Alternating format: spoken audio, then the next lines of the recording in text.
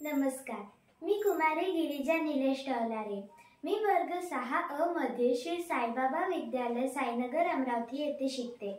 मी आज तुम्हाला संत ज्ञानेश्वरांच्या लहान बहिणीची म्हणजेच संत मुक्ताबाईंची गोष्ट सांगणार आहे। वेळ दुपारची। माऊली भिक्षेसाठी ग्रामात गेले। झोळीत थोडे पीठ होते, पण 4 भावंडांना पुरेसे नव्हते। म्हणून माऊली एका घरासमोर जाऊन म्हणाले, ओम भवती भिक्षाम देहि, ओम भवती भिक्षाम देहि।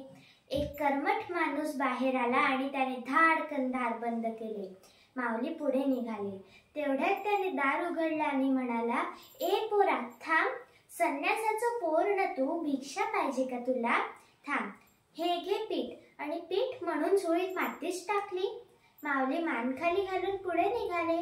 तेवढ्यात त्याने अजून एकदा आवाज दिला आणि म्हणाला, ए पोरा थांब, या भाकऱ्या तर घेऊन जा। आणि भाकऱ्या म्हणून झोळीत शेणाच्या गवऱ्याच टाकल्या।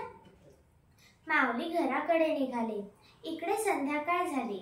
मुक्ताईनं तिच्या विठ्ठलाच्या मूर्ती समोर सांजवात लावली।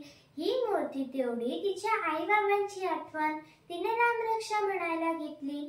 तेवढ्यात ज्ञानदादा आल्याची चाहूल तिला लागली। तिने पटकन आपली रामरक्षा उरकली आणि पानं घेतले।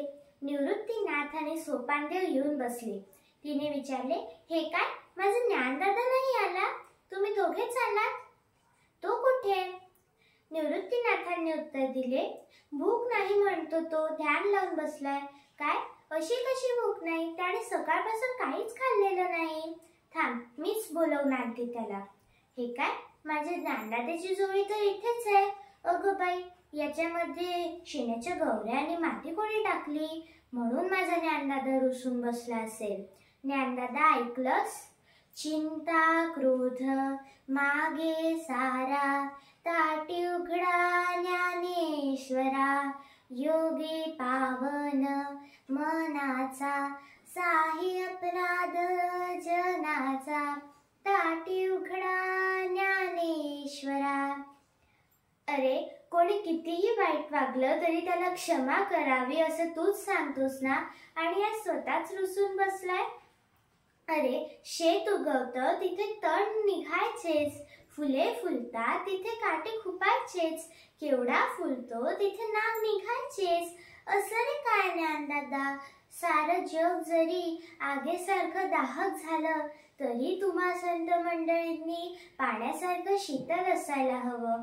अरे, एखाद्या दिवशी दाताने जीभ चावली तर कोणी बत्तीशी तोडतं का? आणि तुम्हा संत मंडळींवर तर खूप मोठी जबाबदारी आहे।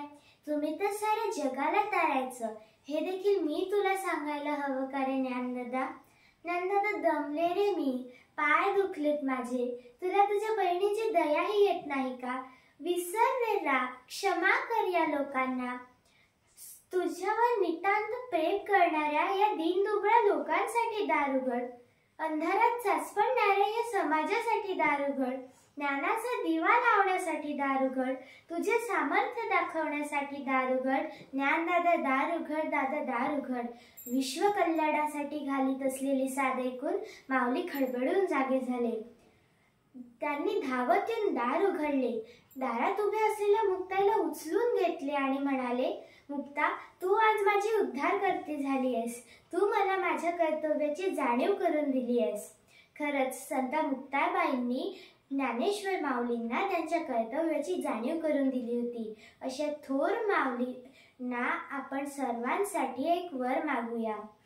सर्वे सुखिनः सन्तु, सर्वे सन्तु निरामयाः, सर्वे भद्राणि पश्यन्तु, मा कश्चित् दुःखमात्मयः। धन्यवाद।